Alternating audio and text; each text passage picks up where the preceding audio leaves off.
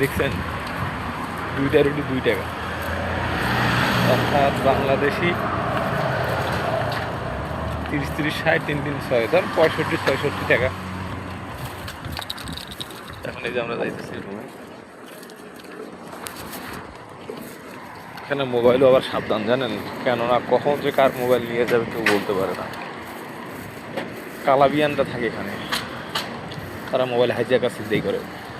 এই যে traffic signal, সেই দেশের নিয়ম আছে, কানুন আছে, নিয়ম ছাড়া কেউ চলতে পারতো না।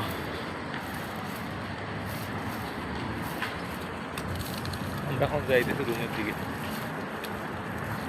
তো ভালো থাকবেন সবাই।